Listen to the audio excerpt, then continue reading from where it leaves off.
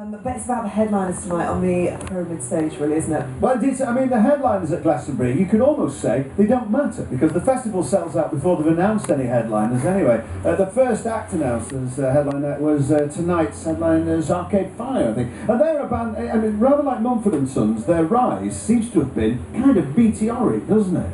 It really does, but they've just earned this reputation as the most wonderful live band that you could possibly see. When they come and play, they bring such a spectacle. So.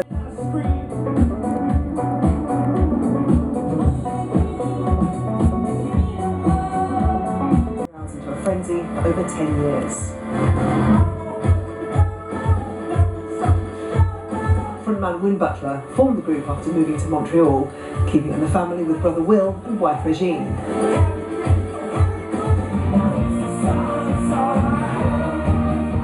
They burst onto the scene with debut album Funeral in 2004. This small indie record became a smash, and soon they were pals with David Byrne and sharing a stage with Bowie.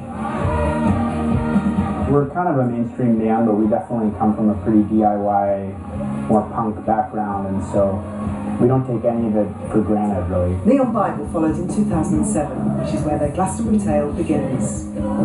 Bathed in neon, they played a storming Sundowner set on the other stage. When we played Glastonbury the first time, we flew into the airport and just hailed a cab and was like, "Glastonbury, please," and the driver was like, "What's that?" And I go, "It's a festival, it's around the corner, don't worry about it."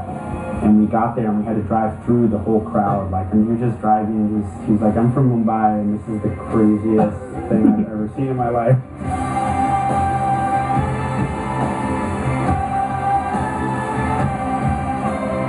I remember playing Wake Up at Glastonbury the first time. It's kind of become this thing that's anthemic for people where they relate to something that happened in their lives, and so you kind of get that energy.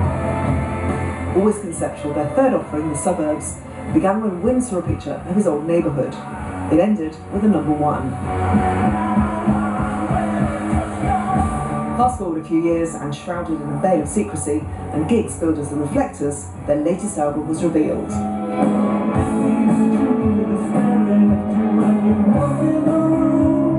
Hailing back to their crowd-mingling beginnings, they began making grand entrances to gigs, sporting their now infamous bobbleheads. Wearing the giant masks is terrifying. You can only see out the nostrils and you can't hear anything. It's the opposite of therapeutic. But tonight, it's all about one triangle-shaped structure in one of the hottest groups in the world right now. There's just band rules to worry about. One of the rules in our band is you can't perform in wellies and you can't be wearing a festival tag when you perform.